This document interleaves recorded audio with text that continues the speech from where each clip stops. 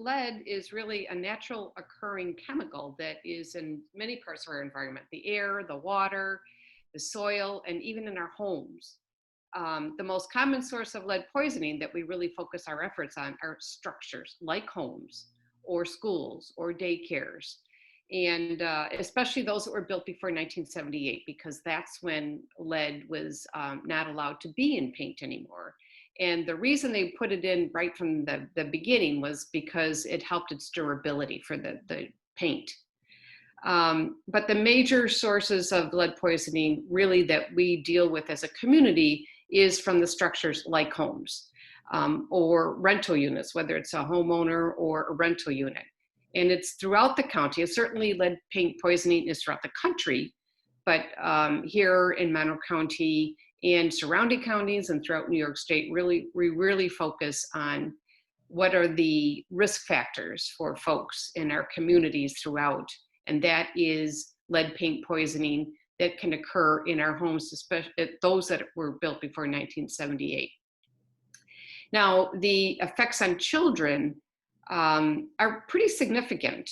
And fortunately or unfortunately, you can't really detect lead paint poisoning in a child unless, you're not going to see really obvious signs unless it's really, really high. And we really don't see that in our community.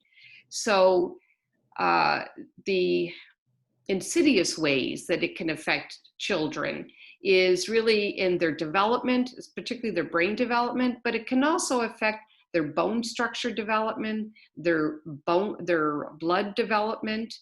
And it really starts from the point of when they start crawling, which is about 6 months, to usually 5 or 6 years of age, because children often have a lot of hand-to-mouth behaviors, and especially when they're crawling along the floor, if a home or a unit has some lead paint poisoning in the dust, either from the friction of the window going up and down or the doors opening, and it's real fine dust. It's not like big globs of dust. It's really fine dust material.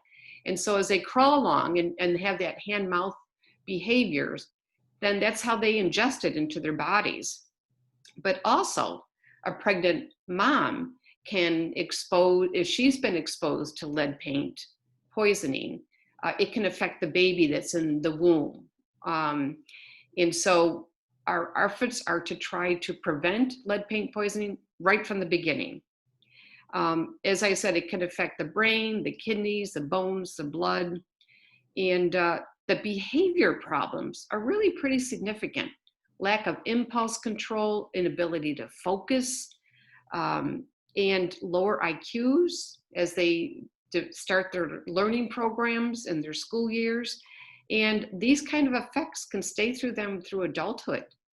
So I just wanted to add, so one of the things that I've heard is that our bodies cannot tell the difference